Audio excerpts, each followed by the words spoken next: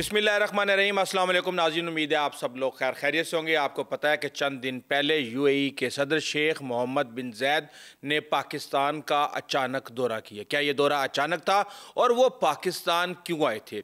इस खबर के साथ पाकिस्तान के सोशल मीडिया और मीडिया पर इतनी अफवाहें, इतने अफसाने और इतनी कहानियाँ गढ़ी गईं कि हर कोई हैरान रह गया। किसी ने यह कहा कि पाकिस्तान को यूएई को बेच दिया गया और किसी ने कहा कि जनाब ये जो पीआईए है ये यूएई को बेची गई है। और पीआईए की बोली उठाई है आरिफ हबीब ने। आरिफ हबीब को सपोर्ट किया फौजी फर्टिलाइजर ने और फौजी फर्टिलाइजर के $1 बिलियन के जो शेयर्स हैं वो यूएई ने खरीद लिए हैं। लेकिन उसके साथ ही फिर जब दूसरी खबर आती है कि किस तरह यूएई और सऊदी अरब यमन के अंदर आपस में एक कशमकश के अंदर मुब्तला है, तो एक नई बहस शुरू हो गई कि पाकिस्तान यूएई को सपोर्ट करने जा रहा है या पाकिस्तान सऊदी अरब को सपोर्ट करने जा रहा है। और अब इनकी जंग होगी और पाकिस्तान किसी न किसी एक मुल्क के साथ बराह रास्त जो है वो इन्वॉल्व होगा। तो आपको ये बता दूं कि ऐसा किसी सूरत भी होने वाला नहीं है। इसके पीछे क्या खेल चल रहा है और इस वक्त यमन में कितनी ताकतें एक दूसरे के साथ लड़ रही हैं, ये एसटीसी को यूएई क्यों सपोर्ट कर रहा है। सऊदी अरब और यूएई जिनकी इस खित्ते के अंदर हमेशा एक पॉलिसी रही है और सिर्फ अखवानुल मुस्लिमीन को सपोर्ट करने की बुनियाद पे कतर की नाकाबंदी की गई कई साल तक। अब क्या मामला हुआ है कि ये सारे के सारे मामलात खुल के एक दूसरे के सामने आ चुके हैं और जो बयानात हैं वो वजारत खारजा के लेवल पर पहुंच चुके हैं। और सऊदी अरब यमन की बंदरगाह पर हमला करने पर मजबूर हो गया। और ये हमला क्यों किया गया, किन हालात में किया गया, कितना मोहतात होके किया गया, इस समेत आपको बहुत कुछ इस वीडियो के अंदर मिलने जा रहा है। बेसिकली पर्पज़ इस वीडियो का ये है कि आपको बेसिक अंडरस्टैंडिंग मिल जाए कि ये ग्रुप कौन है, ये वहाँ पे लड़ क्यों रहे हैं, इनके नज़रियात क्या हैं, ये चाहते क्या हैं, यूएई के क्या मुफादात हैं, सऊदी अरब के क्या मुफादात हैं और ख़ित्ते में दीगर ताकतों के इस हवाले से क्या मुफादात हैं और उन मुफादात की तकमील के लिए क्या खेल खेला जा रहा है। एक बात को याद रखें, अब ये यमन है, यमन के ऊपर वाला हिस्सा यानी कि जो सऊदी अरब के साथ मिलता है उसे हम कहते हैं शमाल, और जो उसके नीचे है यानी जो समंदर की तरफ है उसे हम कहते हैं जनूब। अब यहाँ पे जनूबी यमन के जो बागी हैं जिनमें एक मेन किरदार एसटीसी का भी है, ये यहाँ पे चाहते हैं कि इनको यहाँ पे अलहदगी दी जाए, इनको खुद मुख्तारी दी जाए, जो 1990 से पहले का स्टेटस इनका वहाँ पे मौजूद था और उसके बाद फिर ये शामिल कर लिए गए थे सारे के सारे एक कौमी धारे के अंदर। लेकिन 2, ढाई, 3 दहाइयों से पहले जो है हम ये देख रहे थे कि सऊदी अरब के बॉर्डर पे जो शमाली यमन है वहाँ पे ऊंचे पहाड़ हैं, तंग वादियाँ हैं और वहाँ पे एक इलाका है सदा। ये सदा इलाके के अंदर एक ख़ानदान है जिसका नाम है हौसी ख़ानदान। ये जो हौसी ख़ानदान है ये काफ़ी अरसे से यमन की मरकज़ी हुकूमत से नाराज़ था और ये समझता था कि इनके इलाके को इग्नोर किया जा रहा है। ये मुतालबात चलते रहे। वक्त के साथ साथ हमने ये देखा कि 1990 में हौसी तहरीक का क़याम रखा गया और उसके साथ ही इनका मकसद ये था कि हमारी शनाख्त होनी चाहिए और हमारे हकूक़ होने चाहिए।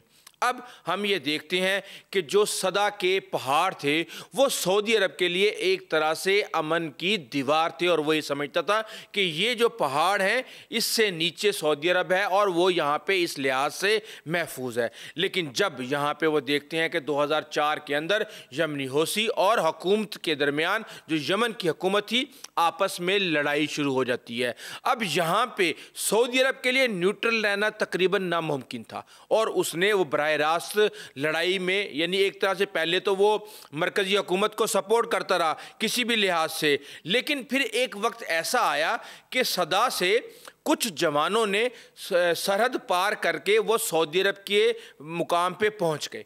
अब जो इनकी सरहद है यानी कि सऊदी अरब और यमन की सरहद तकरीबन ऐसी ही सरहद है जिस तरह पाकिस्तान और अफ़गानिस्तान की पहाड़ों और वादियों के अंदर छुपी हुई एक सरहद है, यानी कि कोई लकीर नहीं है, कोई लाइन नहीं है और पहाड़ और रास्ते और ख़ुद ही जो है वो लोग मुतय्यन करते हैं कि उन्होंने किस तरीके से इसका इस तरफ जाना है या इस तरफ जाना है, या आप इसको इस ज़बान में कह लें कि इसको डिफेंड करना जो है वो बहुत ही मुश्किल हो जाता है।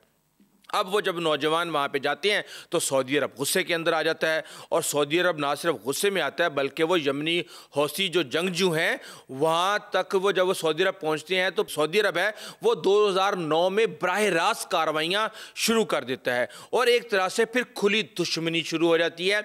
और यहाँ पे हौसी बागियों को ईरान की सपोर्ट दरकार थी, और ईरान इनको यहाँ पे हर तरह की सपोर्ट कर रहा था, और जो सऊदी अरब के मुखालफिन हैं वो भी हौसियों के साथ मिले हुए थे। फिर हम ये देखते हैं कि 2011 में जो यमन की मरकज़ी हुकूमत है वो कमज़ोर हो जाती है, और हौसी साथ साथ मुनज़्ज़म होना शुरू हो जाते हैं। 2014 में दारुल हुकूमत सना के ऊपर कब्जा कर लिया जाता है हौसी बागियों की तरफ से, और फिर मार्च 2015 में सऊदी अरब एक इत्तेहादी फौज बनाता है। उस इत्तेहादी फौज के अंदर यूएई पहले नंबर पे, उसके बाद कतर, सऊदी अरब खुद जिसकी सरबराही में ये फौज बन रही थी, कुवैत, मिस्र, उर्दन, मराकश, सूडान और सेनेगाल, ये तमाम ममालिक जो हैं ये इस इत्तेहाद के अंदर शामिल होते हैं। और आपको याद होगा कि 2015 में पाकिस्तान की पार्लियामेंट में ये तय हुआ था कि पाकिस्तान अपनी फ़ौज यमन में नहीं भेजेगा, जिसके बाद मुबैना तौर पे ये कहा गया था कि सऊदी अरब पाकिस्तान से नाराज़ हो गया है। लेकिन इसका मकसद क्या था? इस फोर्स का मकसद ये था कि वहाँ पे यमन की हुकूमत को बहाल किया जाए, हौसियों को किसी भी तरीके से वहाँ पे रोका जाए, जो जनूबी सरहद है यानी कि जनूबी सरहद सऊदी अरब की, उसको महफूज किया जाए, क्योंकि जो सऊदी अरब की जनूबी सरहद है वो यमन का शमाल बनता है, तो उसको महफूज करना था।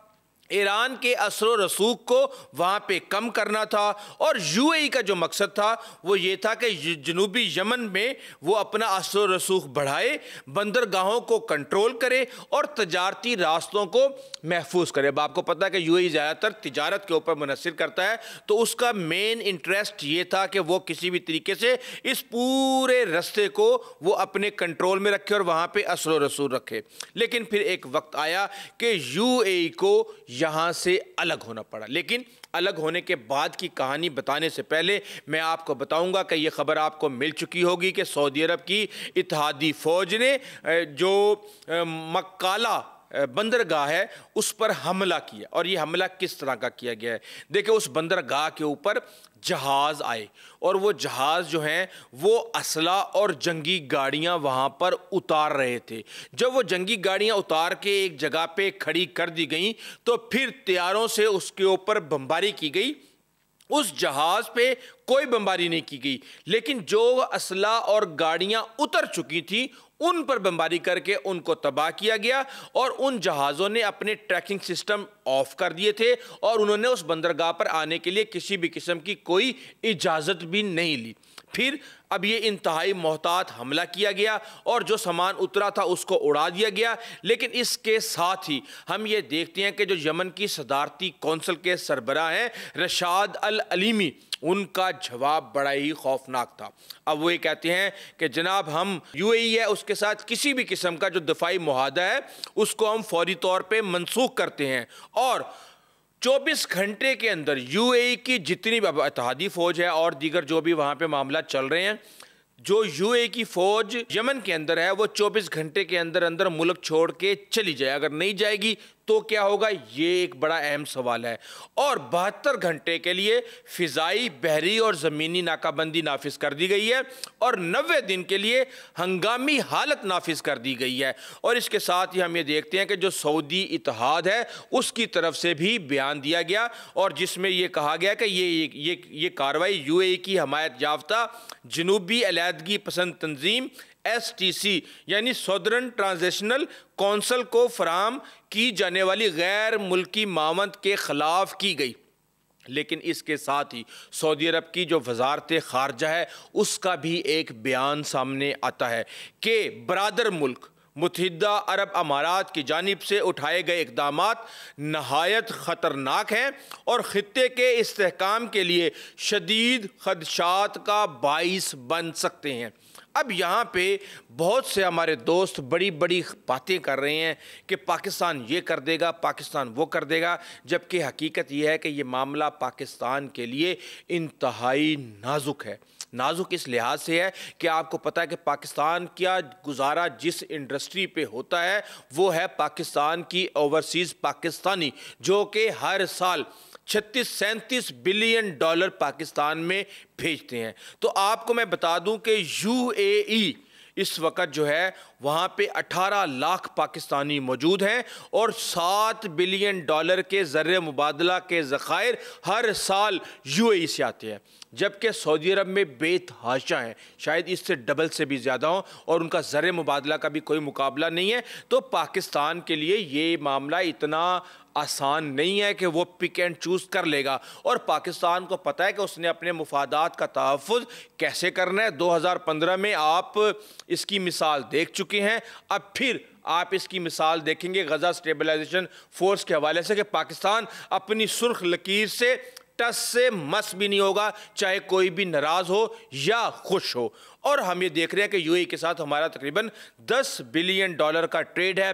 SIFC के ज़रिए इन्वेस्टमेंट की बातें की जा रही हैं, चाहे वो IT हो, चाहे ज़राअत हो, चाहे एनर्जी हो, चाहे इंफ्रास्ट्रक्चर हो, और पाकिस्तान से JF-17 थंडर समेत एरोस्पेस टेक्नोलॉजी के ऊपर भी मामला चल रहे हैं। और एमिरेट्स जो कि दुनिया की बड़ी फ़िज़ाई कंपनियों में से एक है, उसको भी पाकिस्तान की PIA ने अपने पाँव पर खड़ा होने में एक अहम किरदार अदा किया था, और पाकिस्तान के जो ताल्लुकात हैं वो आम नहीं हैं। तो अब आप अगर नक्शे के अंदर देखें, जो सदा है ये ऊपर है बिल्कुल सऊदी अरब के बॉर्डर के पास, नीचे जो अदन है यहाँ पे ये STC का कंट्रोल है, और इसके साथ ही जो हजरत मौद का इलाका है सूबा पूरे का पूरा है, और यहाँ पे जो काफ़ी सारे इलाके और शहर वगैरह आते हैं, यहाँ पे STC का काफ़ी कंट्रोल है। और अब बात ये चल रही है कि अब पाकिस्तान क्या करेगा, कैसे करेगा, किस तरह करेगा, और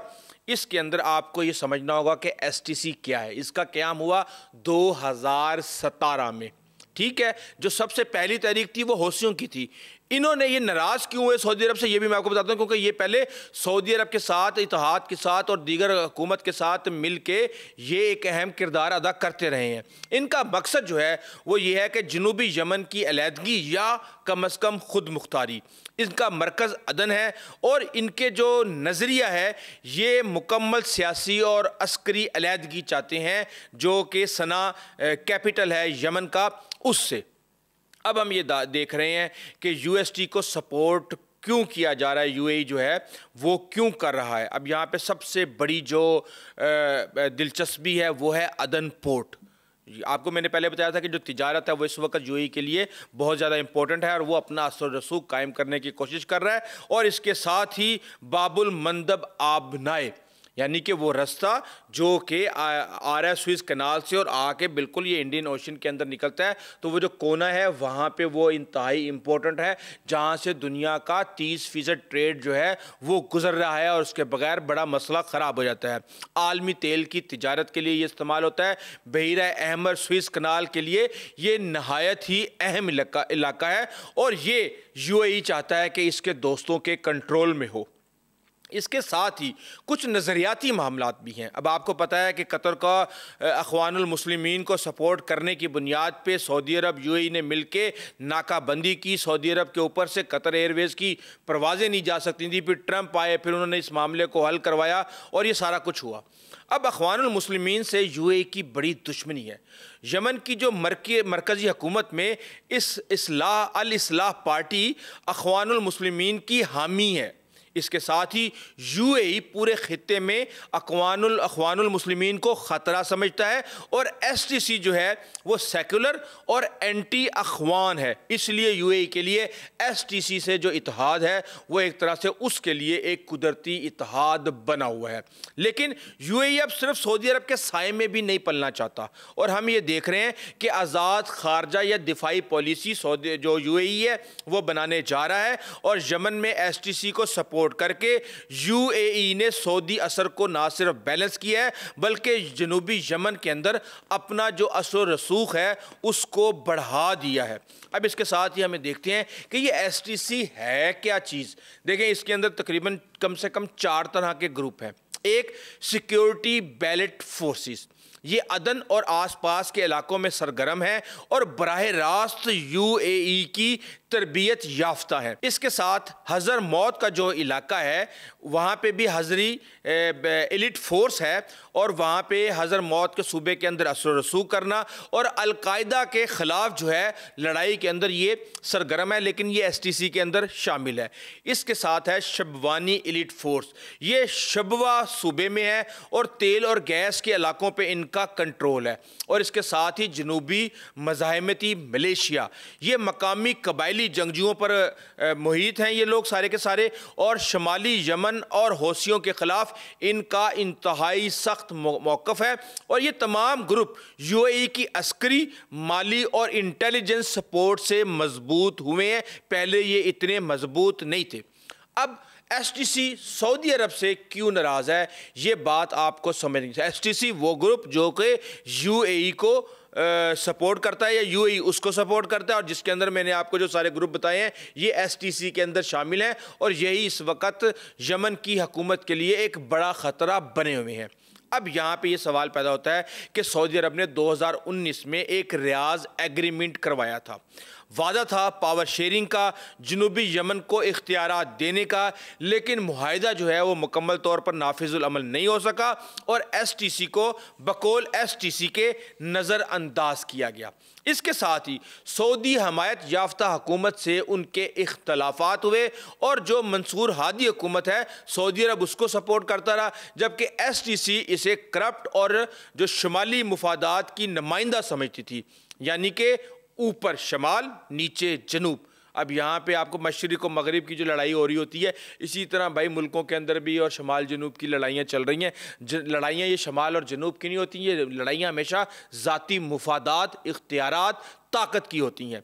अब इसके साथ ही हमें देख रहे हैं कि वो ये कहते हैं कि जनाब जनूबी यमन की कुर्बानियों का एहसास नहीं किया गया और जो सियासी फ़ायदा इनको मिलना था वो नहीं दिया गया। अब यहाँ पे हम ये देख रहे हैं कि यमन के अंदर बहुत सी लड़ाइयाँ चल रही हैं। एक तरफ हौसी बमुकाबला सऊदी इत्तेहाद, दूसरी तरफ यूएई बमुकाबला अख़वान नवाज कुव्वतें, तीसरा एसटीसी बमुकाबला मरकज़ी हुकूमत, और इसके साथ ही सऊदी अरब बमुकाबला जनूबी खुद मुख्तारी की जो फोर्सेस हैं वो सारी की सारी इस वक्त प्रॉक्सी वार्स का ये मैदान बना हुआ है। और ये यमन जो है ये यहाँ पे जो रास्ता है, आप ये बता दूं कि ये पूरी दुनिया की तिजारत के लिए इंतहाई अहम है। यहाँ पे कल को अगर अमेरिका और यूरोप को भी आना पड़ा तो वह यहाँ पे आएंगे, लेकिन पाकिस्तान की हद तक आपको बता दूं कि पाकिस्तान यहाँ पे इंतहाई मोहतात रहेगा, किसी भी किस्म की जानिबदारी का मुजाहरा नहीं करेगा और अपने मुफादात का तहफ़्फ़ुज़ करेगा। जिसको जितनी सपोर्ट चाहिए होगी वो देता रहेगा। इस हवाले से आपको अपडेट करते रहेंगे। अभी तक के लिए इतना ही, आइंदा तक इजाज़त दीजिए।